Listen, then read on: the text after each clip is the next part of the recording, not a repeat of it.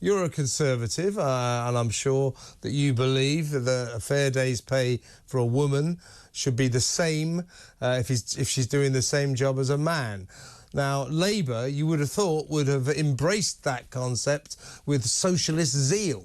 Instead, this Labour administration operated a system where women got paid far less for doing the same job as men. How did that happen? Well, it's just because the right hand doesn't know what the left hand's doing. They have no idea, really, what they're doing. The unions are calling the whip hand here. There was basically a fight between the unions as for members, and the Labour Party just got caught in the middle of the crossfire. They were unable to run anything. They couldn't stand up to their union paymasters. They just agreed exactly with what they wanted, even though we pointed out to them that it was the residents who they're supposed to be serving they are letting down, and it will be the most vulnerable residents who they say that they are primarily supposed to be standing up for. They're the ones that will be left paying the price of all this, and it's a scandal. Tell us about this IT system they spent £100 million on that has this sort of slight problem. It doesn't work. Well, indeed. 3 years ago, they said they were going to bring in a £20 million IT system. Classic Labour. 3 years later, they're telling us it's going to cost £100 million. Today at Cabinet, they told us that council tax receipts were down because they had to suspend the direct debit system because Oracle didn't work.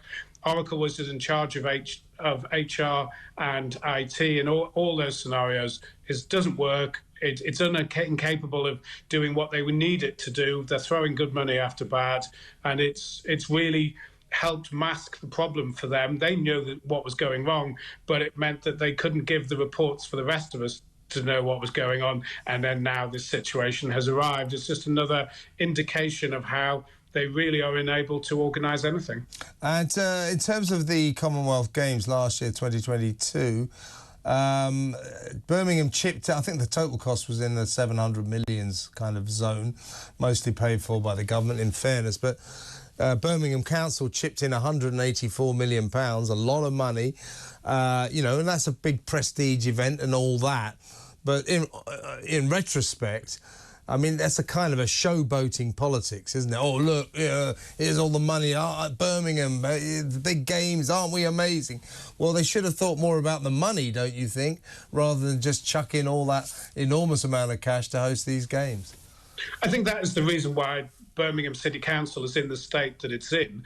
It's all about the process and what's going on and how they can look, and isn't this great, and look at the signalling that they're doing without actually focusing on any outcomes. What does this mean for the residents of the city? And it's more about, doesn't this sort of glamorise them, make them look good, and all those things that sort of their legacy, as they like to call it. But the actual rolling your sleeves up and running the council, they've just been inept at it and haven't been doing it properly. I'm going to say this right now. I think it's very cowardly of the Labour administration, all of the councillors, including the leader that you mentioned, not putting themselves forward for interviews.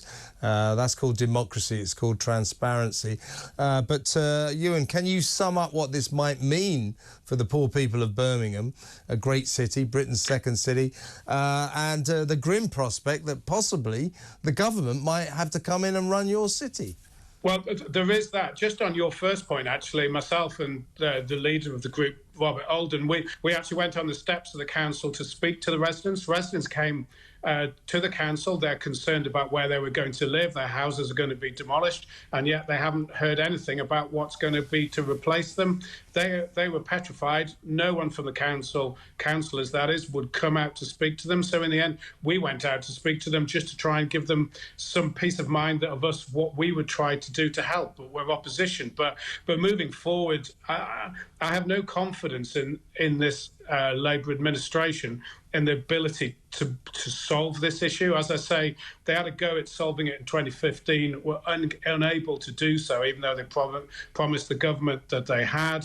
They have had massive overspends all the way through since 2010. 64% of their spending targets have been completely missed. And I'm really worried for the future of the council and for the future of the residents. It's the residents' money, after all. It's public purse. The government are giving them cash, so it's the nation's money as well. And yet I'm seeing absolutely nothing from them that these Labour councillors have the talent to resolve this. And it could very well be that the government does have to step in and try and save the day, because this administration, if it goes full term, has still got some years left to go.